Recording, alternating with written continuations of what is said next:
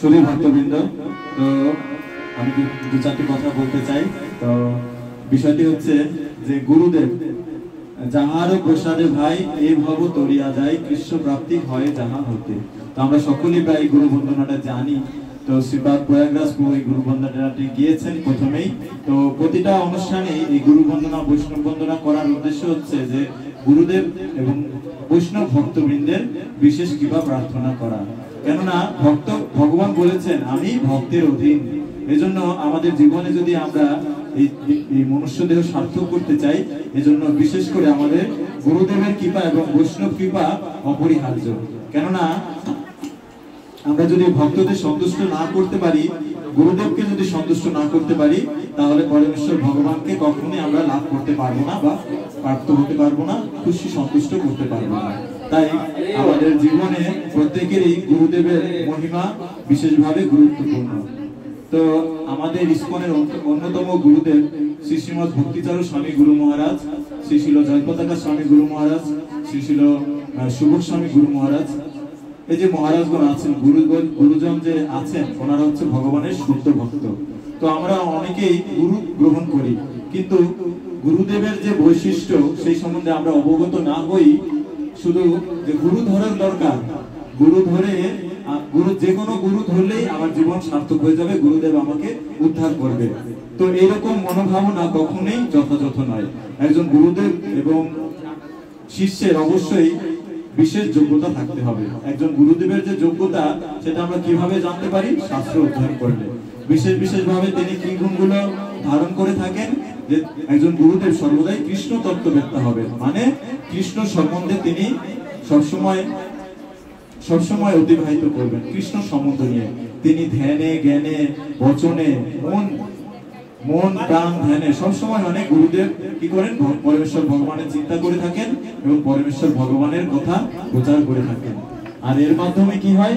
যে আমাদের মতো পতিত জীব আমরা উদ্ধার পেতে পারি।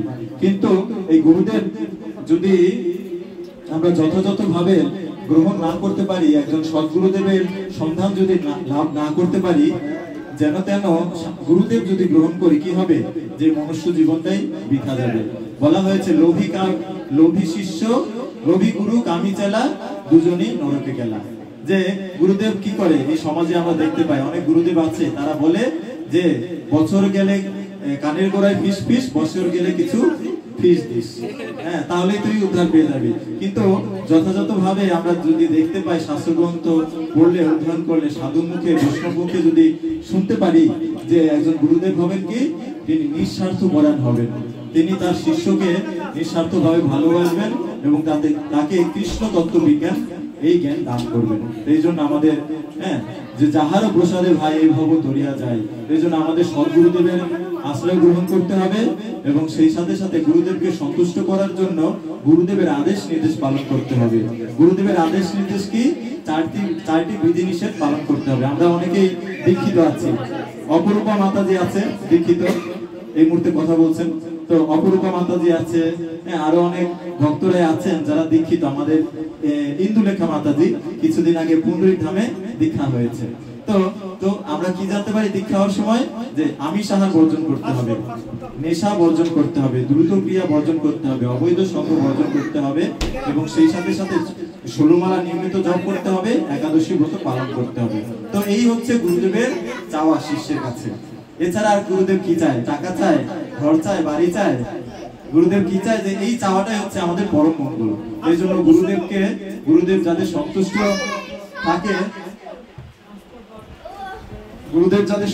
থাকে, সেই জন্য গুরুদেবের আদেশ পালন করা উচিত এবং সেই সাথে সাথে বৈষ্ণব চরণে যাতে অপরাধ না হয়, কোনো বৈষ্ণব ভক্ত যাতে আমার দ্বারা কোনো কথায় আচরণে কষ্ট না পায়, সেই দিকে সবসময় লক্ষ্য রাখতে হবে। এবং বৈষ্ণব সেবা, মহাপ্রভু বলেছেন যে কি? যে জীবে দয়া নামে রুচি, বৈষ্ণব সেবন, ইহা হইতে ধর্ম নাহি শুনো সনাতন। তো ধর্ম নিয়ে আমাদের অনেকেরই অনেক রকম মতভেদ আছে।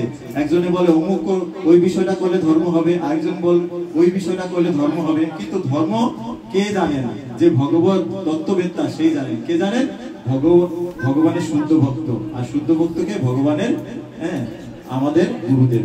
তো সেরকম গুরুদেবের শরণাগত হয়ে আমরা যদি আমাদের মনুষ্য জীবন আচার এবং প্রচারে গুরুদেবের সন্তুষ্টি বিধান করতে পারি, তাহলে আমাদের জীবন সার্থক হবে। এবং গুরু কৃপায় এমন কিছু নাই যে আমরা প্রাপ্ত না হব। গুরুদেবের কৃপায় আমরা সবকিছু প্রাপ্ত হব। গুরুদেব সবকিছু দিতে সমর্থ, কেননা তিনি কৃষ্ণের প্রিয়জন। আর কৃষ্ণ রাজাদের রাজা, মহারাজা। তিনি শুধু কি এই ঢাকার রাজা, বাংলাদেশের রাজা, আমেরিকার রাজা, এই পৃথিবীর রাজা? না, অনন্ত কোটি বৈশ্ব ব্রহ্মাণ্ডের একমাত্র রাজাদি রাজ হচ্ছে পরমেশ্বর ভগবান শ্রীকৃষ্ণ। আর ভগবান শ্রীকৃষ্ণ যদি সন্তুষ্ট হয়, আমার কিছু অভাব থাকবে? কোনোদিনই কোনো অভাব থাকবে না। এই জন্য পরমেশ্বর ভগবানের শ্রীকৃষ্ণের যদি আমরা শরণাগত হই এবং ভগবান শ্রীকৃষ্ণের শুদ্ধ ভক্তের শরণাগত হয়ে যদি আমরা কৃষ্ণ ভজন করি, তবে আমাদের জীবন সার্থক হবে। শ্রীপাদ উদ্ধব গোবিন্দ প্রভুকে। তো শুধু ভক্তবৃন্দ আমাদের মাঝে ইতিমধ্যে পৌঁছে গেছেন, এসে বলেছেন স্বামীবাগ ইস্কন মন্দির থেকে আগত পরম শুদ্ধ ভক্ত ভগবান গুরুদেবের সবসময় আচার প্রচারে নিয়োজিত থাকেন শ্রীপাদ উদ্ধব গোবিন্দ প্রভু। হরে কৃষ্ণ। তো প্রভুর চরণে আমাদের প্রার্থনা, আমাদের আর কিছুক্ষণের মধ্যে বিশেষ কৃপা আশীর্বাদ প্রদান করবেন তার অমৃতময় বাণীর দ্বারা। হরে কৃষ্ণ। তো এখন অরিজিৎ কীর্তন, না অরিজিৎ তুমি কীর্তন করবে? অপরাজিতা। হরে কৃষ্ণ।